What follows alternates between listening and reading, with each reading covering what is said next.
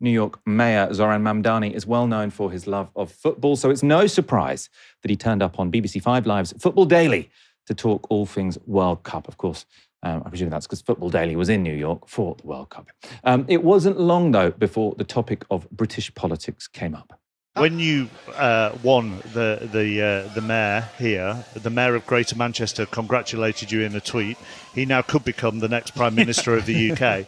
I'm interested, as a mayor of a city, and I know you can't be president as long as the rule stay as they are here, but what I'm interested in is, do you think the skills required to be a city mayor can easily be transferred nationally? I don't think anything comes with ease at that kind of a level.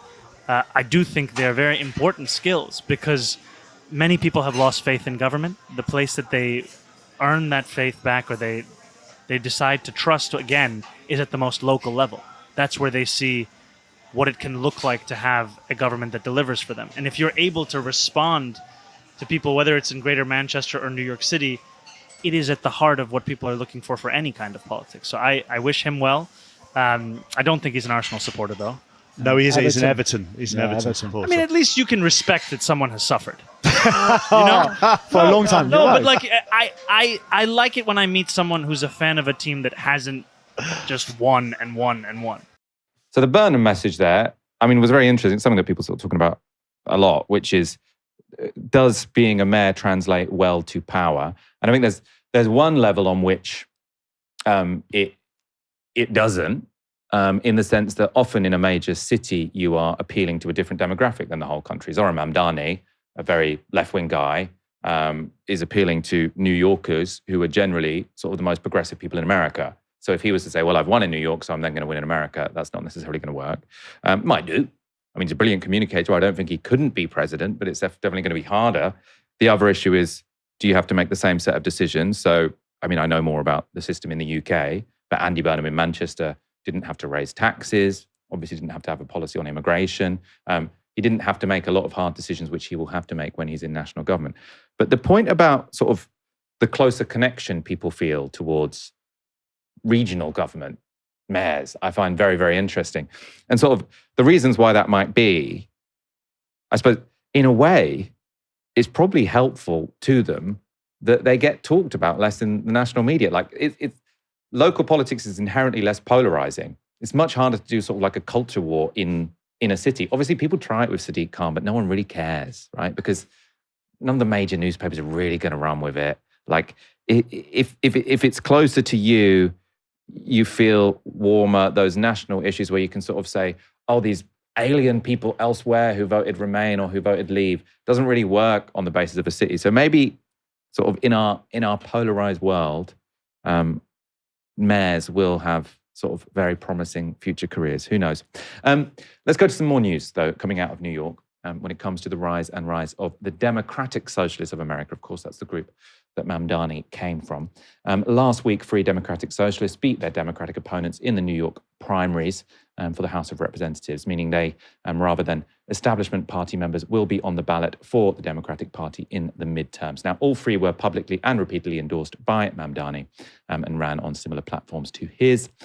Each of them promised to abolish ICE, condemned Israel's genocide in Gaza, and pledged to tax the rich.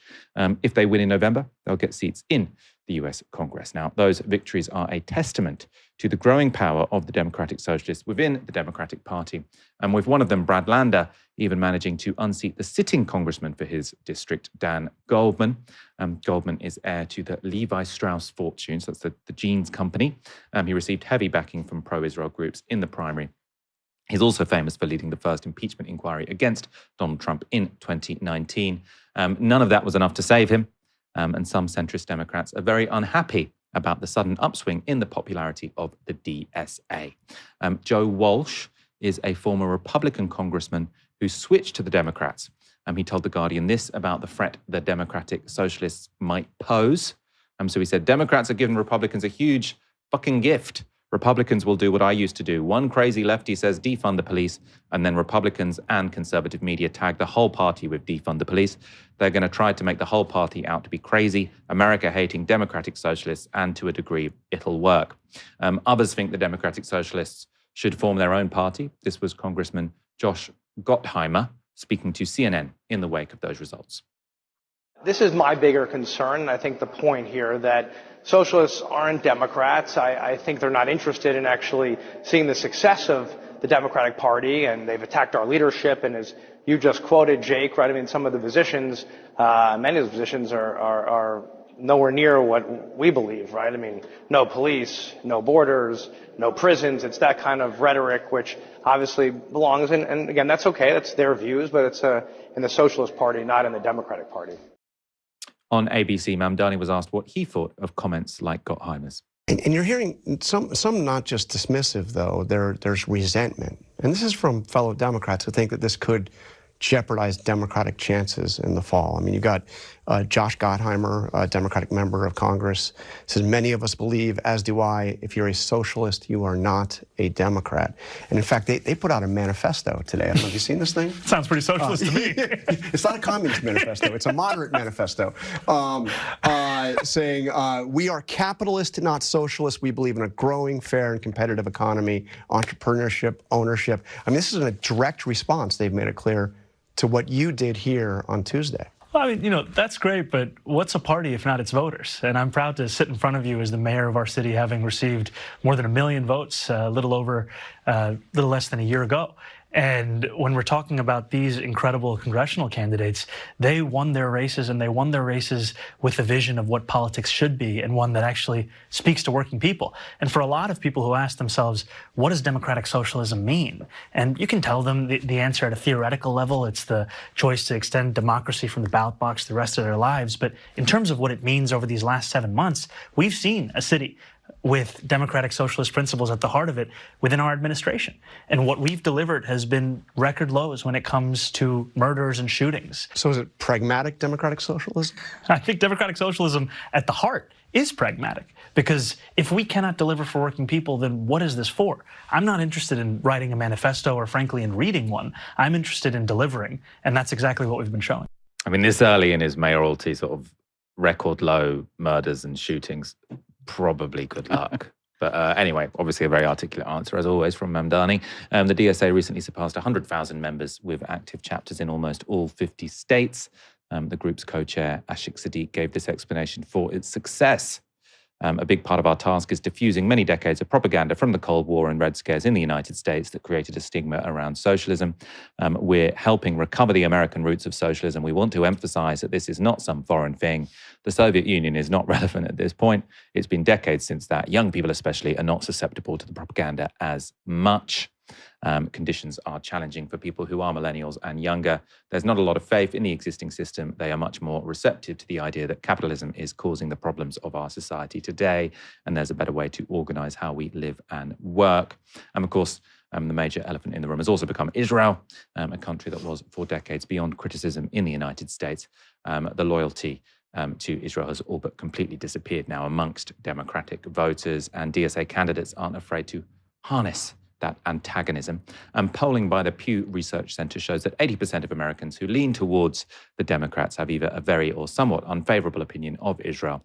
Among Democrats under 50, that becomes 84%. And many of them see traditional Democrat politicians as heavily influenced by AIPAC, that's the pro-Israel lobbying group that funnels huge donations to candidates. As Politico put it in their headline announcing the New York DSA wins, pro-Israel politics took a massive hit in the city, which is especially significant given it's the home of the US's largest Jewish population. I think probably the world's largest Jewish population as well, definitely outside of Israel, but maybe even compared to any Israeli cities. It depends what the population certainly is outside of Israel. Of Jerusalem and Tel Aviv. Yeah. But I think it's over 1 million. What do you mean? Yeah.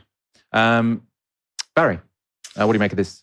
What's driving the success of the DSA in at least these sort of urban parts of America? Wait, just before that, super interesting to hear people say socialism has been so demonized in the US, and then to look at that interview and realize that democratic socialism is even considered a massive boogeyman. And the interviewer is saying, whoa, hold on, democratic socialism, is it pragmatic democratic socialism? It's that word that I think a lot of the people in the US who criticize it don't actually know what it means. It's so bloody controversial over I think lots of people who use it. I mean, I say social democracy because we know what social democracy is, but obviously lots of people think that democratic socialism is different. But then I suppose it is. You are proposing something more radical than social democracy. Social democracy is the thing that we know, that we have this strong experience of. Anyway, I'm interrupting you. You continue. Anyway, yeah, this is huge. I honestly think this is huge. I mean, look at the scalp of Dan Goldman. That's a huge, huge scalp. And actually, it sort of takes me back to AOC, Alexandria Ocasio-Cortez, who in 2018 came out of nowhere and took a massive scalp also, who at that time, I think it was Joseph Crowley, who people were talking about as their replacement for Nancy Pelosi as Democratic leader of the House. And there hadn't even been a primary challenge against Crowley since 2004. Nobody had bothered. And AOC unseated him in 2018. And so, what's happened with the Mamdani wave is not entirely new. AOC did it too. But to do it in 3 different primaries, I think is absolutely remarkable, especially when you look at the 3 candidates and realize that they're, that they would abolish ICE, that they're anti-genocide, they're avowed leftists. If you look at these 3 candidates, you could absolutely argue that they're more to the left than AOC is, and also they are now going to be running in New York, which is overwhelmingly a Democrat city. So, there's a very strong chance that people to the left of AOC are now going to end up in Congress. I mean, that's huge, right? That's potentially huge. And it's rattling the Democratic establishment so much. Like that quote that you read out there, but I saw another one today. This is from James Carville. James Carville is like a Democratic Party grandee who is actually, he's credited with getting Bill Clinton elected and crafting his campaign. He also worked for Hillary Clinton. He worked for John Kerry. He said, I actually wrote a bit of it down. He said, everybody's always said, no, we're a coalition, we're a big tent. And there's just some shit that I can't be in the same tent with. Let's negotiate a terms of a schism here. Maybe we can part under some kind of advantageous terms for both of us, but I'm done and I'm not in that fucking political party. So, it's like a full-on toys being thrown out of the pram all over the Democratic establishment. And I actually find that kind of beautiful. But the reason that I find it beautiful is like the democracy of it. Like look what's happened. People have bypassed the party machine, and they've come up from the grassroots and they've been elected. I think we also face that problem in this country a little bit right now, where it's difficult sometimes for people to come through the grassroots and get selected because selection is controlled by the machinery of the party. Well, in this country, right? James Carville could have just kicked them out of the party. Well, exactly. Right? Or, yeah. And so we have career politicians, right? We're about to have a career politician come in as prime minister. The candidate who was pushing to be prime minister before him, Wes Streeting, is also a career politician. And, the selection that we've seen in the last few years, especially like Morgan Sweeney, Mandelson picked, are always like, the well-behaved people. And so to see this kind of democratic insurgency in New York, I think it's wonderful. And I wish we had more of that in the UK. Yeah, we need different electoral laws, wouldn't we? Because the thing that they have in America is they have the primaries are sort of written into sort of state constitutions, or at least law, right? So here, what happens in the Labour Party is basically the business of the Labour Party, whereas in America, what happens in the Democratic Party isn't just the business of the Democratic Party. Yeah, but then the issue here is that like local parties can find themselves sidelined when it comes to selection of candidates, right? Yeah, that's what I mean. But it's decided at the top. What I mean is that if someone tried a kind of Morgan McSweeney style thing in America, there would be lawsuits. Whereas in this country, if Morgan McSweeney wants to sort of move the rules to make sure you can't be an MP, you don't really have any redress, because what happens in the party stays in the party, essentially.